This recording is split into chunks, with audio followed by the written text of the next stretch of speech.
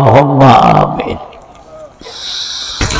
ربنا ظلمنا أنفسنا وإن لم تغفر لنا وترحمنا لنكونن من الخاسرين.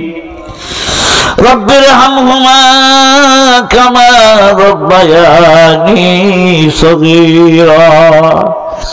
رب العالمين শাবান চাঁদের শেষের দিকে এসে তোমার দরবারে দোকানে হাত উঠালাম গো মাওলা। আল্লাহ আমাদের গোনা মাখা হাত দুটা দেখে তুমি মাওলা রাগ হয় না। আল্লাহ তুমি রহমতের দরিয়ার দিকে একটা বার তাকাও।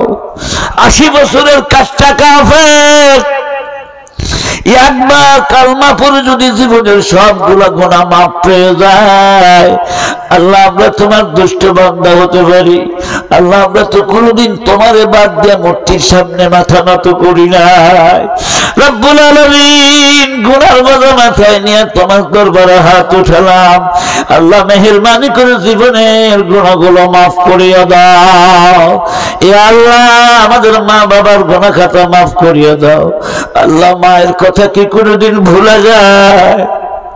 কোরআন হাদিস পড়ে আমি জাকারিয়া যতটুকু জানতে পেরেছি, মা আমাদের জন্য যত কষ্ট করেছেন, 2.5 বছরে প্রায় 40 মণ দুধ মায়ের বুকের থেকে চুষে চুষে আমরা খাইছি।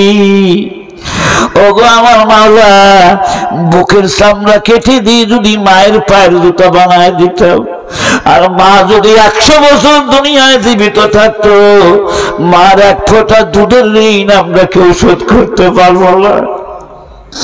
রব্বুল আলামিন ওই মাকে মাটির নিচে রেখে, ওই বাবাকে মাটির নিচে রেখে আমরা যারা হাত তুলেছি, এই কোরআনের মাহফিলের খাতিরে আমাদের মা বাবার কবর আযাব মাফ করে দাও।